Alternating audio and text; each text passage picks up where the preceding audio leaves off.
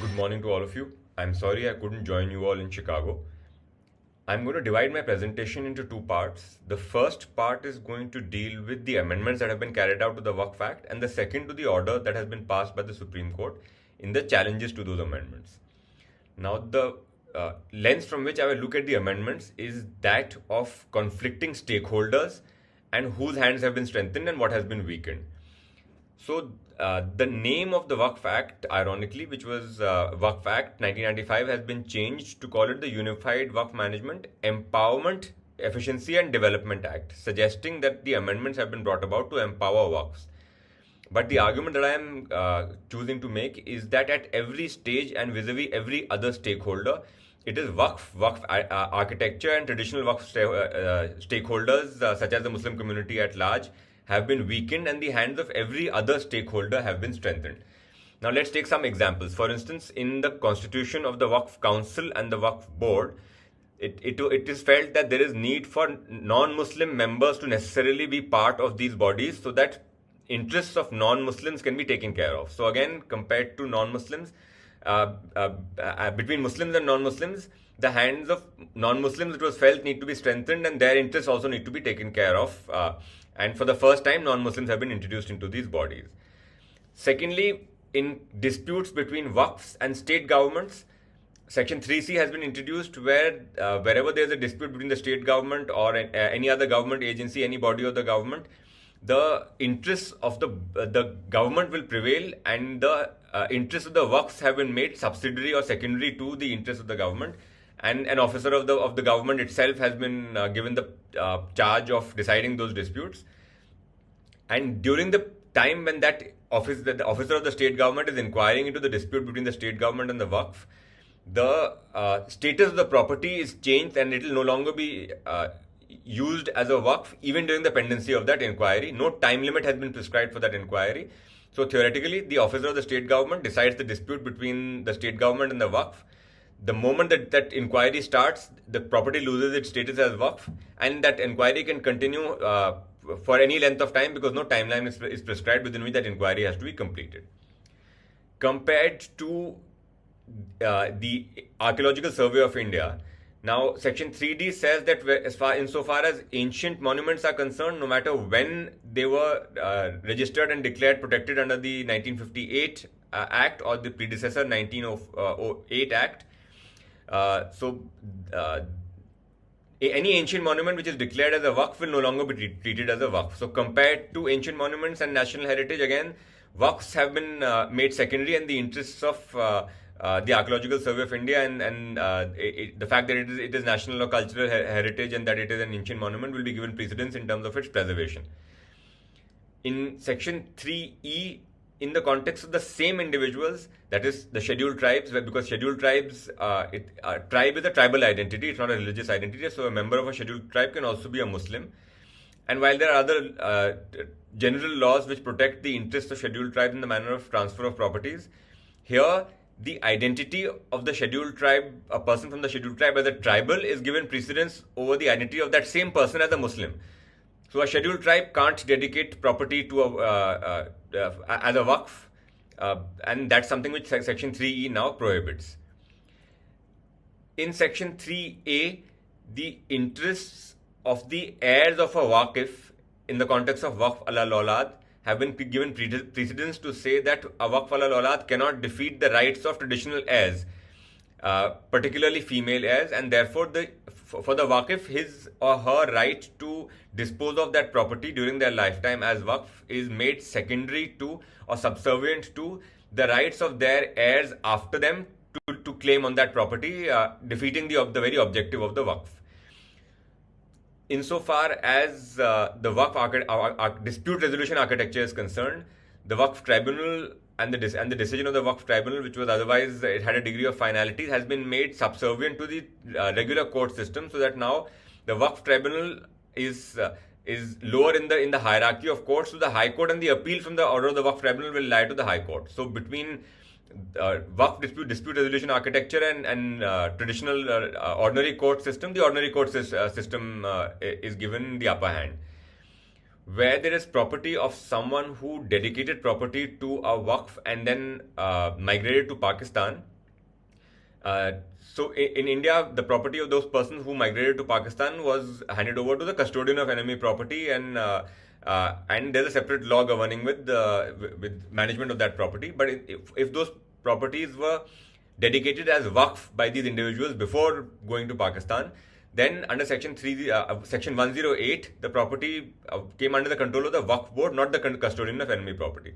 Now that has been changed, and the custodian of enemy property has been given the upper hand over the Waqf board to say that property which was dedicated by someone who migrated to Pakistan will fall within the jurisdiction of the custodian and not the Waqf board. So this, again, the Waqf architecture has been made subservient to the custodian here. In the deletion of section 107 and its modification to say that limitation will now apply, and that I feel is really testing the argument that I am making. If someone is encroaching on a property, then under section 107, that property could be claimed back by the Waqf by filing a suit and no limitation period applied.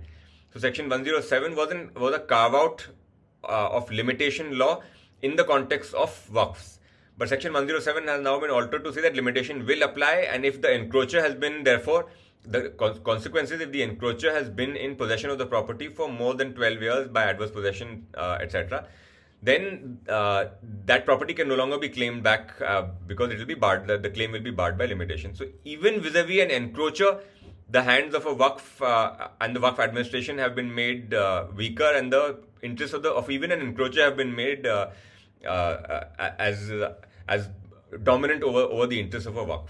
So, in a very broad summary, while the Act says it's to empower Waqfs, actually at every stage, whether it's in the context of Waqfs of Muslims versus non-Muslim interests, Waqfs versus state governments, Waqfs versus ancient monuments, the identity of a person as a Muslim wanting to dedicate a Waqf versus their identity as a scheduled tribe, a member of a scheduled tribe, the Waqf judicial system of tribunals versus the ordinary court system, custodian versus Waqf, the interests of a Waqf versus the interests of heirs of a Waqf at every stage, and even Waqf versus an encroacher of a Waqf. In each of these, it's the other which has been given more strength by this amendment, and the Waqf architecture has been weakened, and therefore it's fallacious to call this an act for empowerment of Awqaf.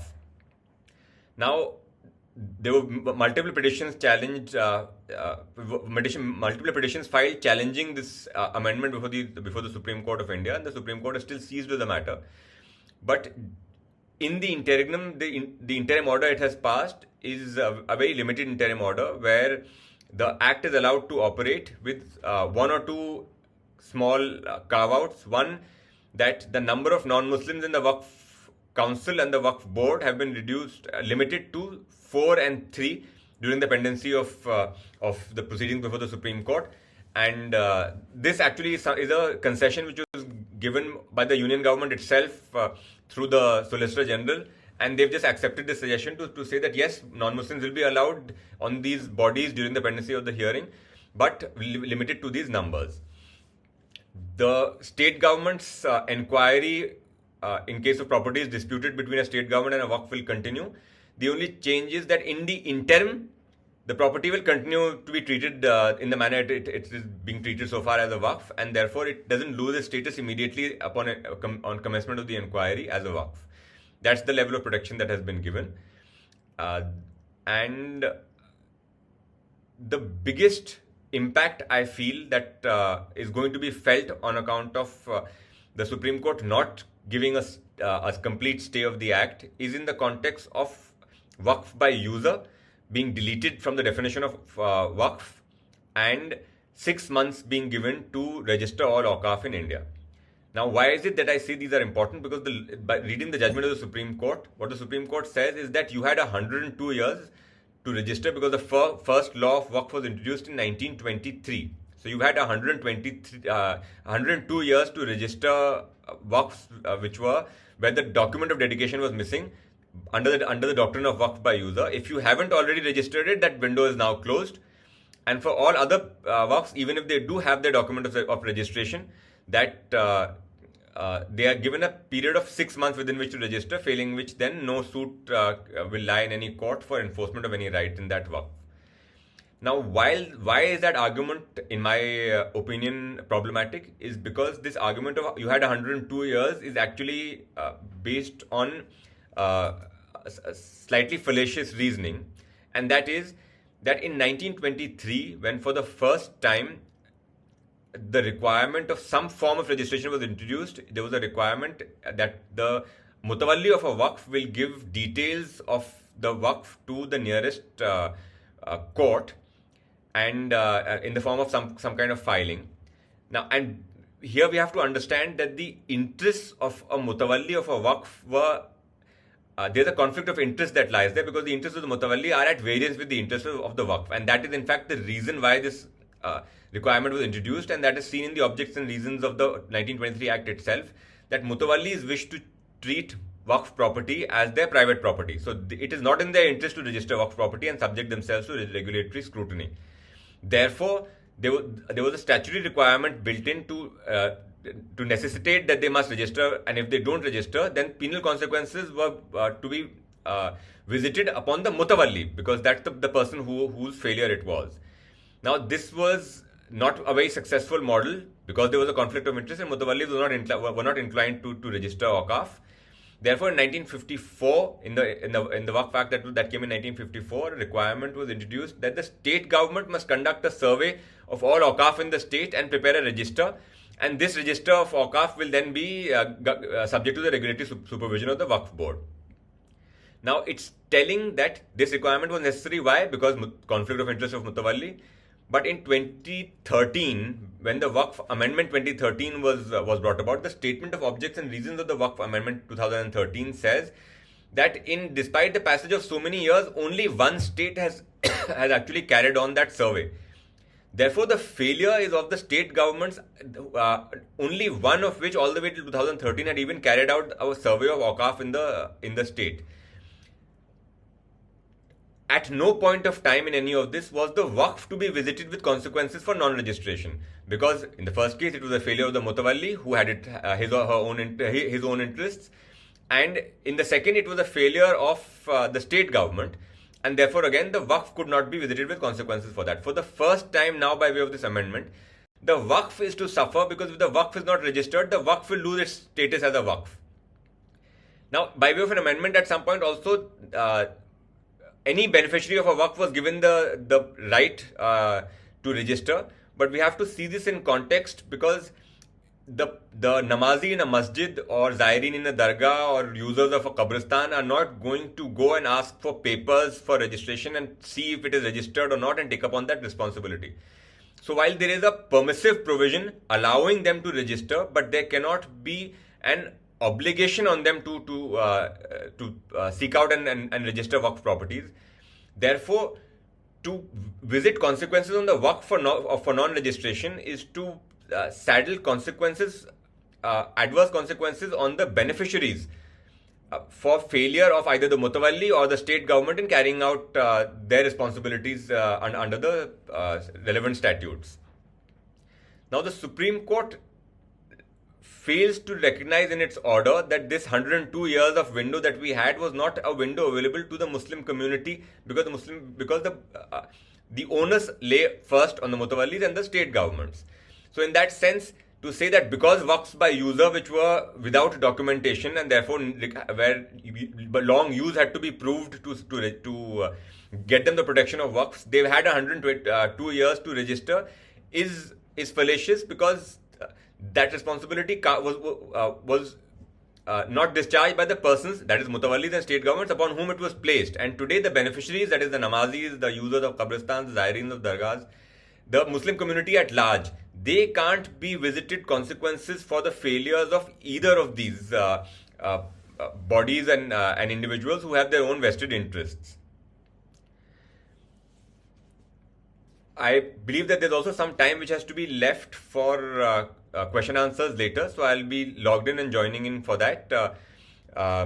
Thank you very much for your time and patience.